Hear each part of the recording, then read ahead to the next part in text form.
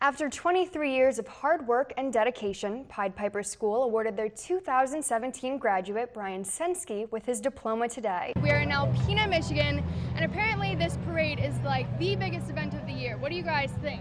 Yeah! Awesome. Well, you heard it here first. Alpena is the place to be.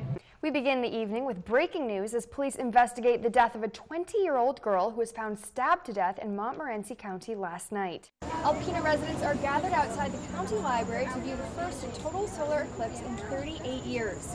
What should have been a day of outdoor fun turned into a fatal disaster when a couple decided to take a spin in their ATV without wearing helmets last night. This half-gallon of maple syrup took one tree all season to make.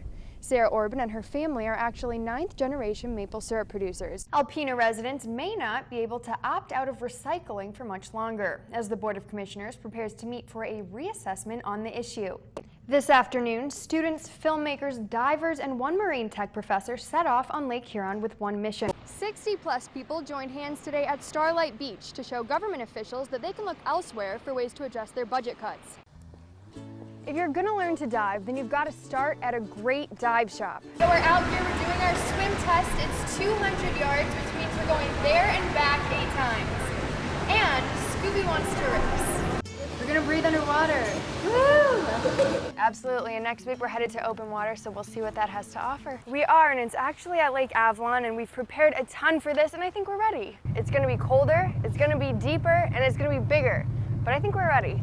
Scuba diving is real. We just completed our first open water dive on Lake Huron.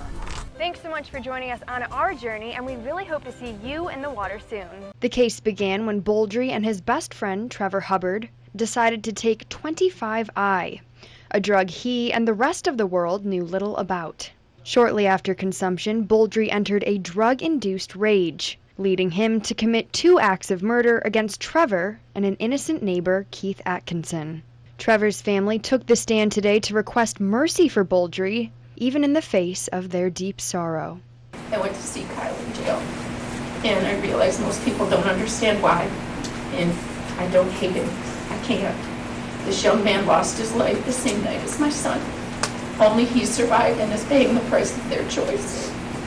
The tables could have been turned at any moment, and this could be my son in jail, and Kyle died. Knowing how treasured Trevor his friends, I hear him telling me, forgive Kyle, and tell him I love him.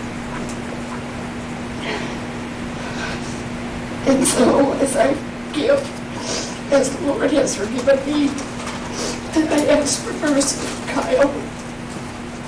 Next, Keith Atkinson's family took the stand to describe what life has been like since the beloved husband, brother, grandpa, and father was murdered by Boldry. Forgiveness does not come easy when you are scrubbing your father's blood off the walls in the house where he lived, or picking up the broken glass from the heavy objects that were smashed over your mother's head. And the hurt is constant, and I will never heal from this. And sometimes I wish I would have gone with him. Boldry pled no contest to the 2 counts of murder in the 2nd degree, so his sentencing took place today without a trial. Judge Michael Mack sentenced the 26-year-old to 25 years minimum, with a maximum of 50 years in prison. He also requested $10,870 be paid in restitution to Deborah Wells.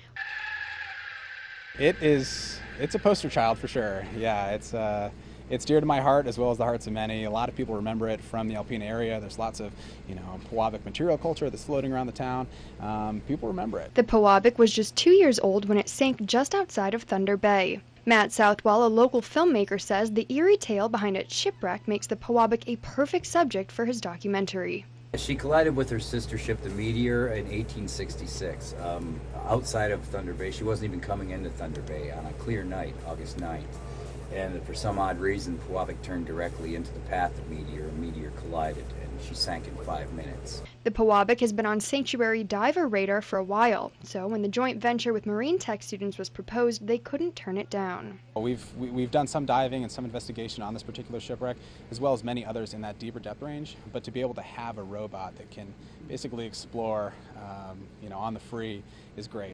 Students on board the vessel have been involved in a 1-week intensive class on how to pilot ROVs. So after running simulated missions for the past few days, the students were ready to go on a real mission. This is the deepest dive that we've had since the college has purchased this robot, and it's just thrilling to be able to use it not only on the deep wreck here at the sanctuary, but to help collect information that they did not have before yet on that rock. Students each took turns navigating the ROV around the Pewabic, capturing video for sanctuary research as well as the filmmaker's documentary.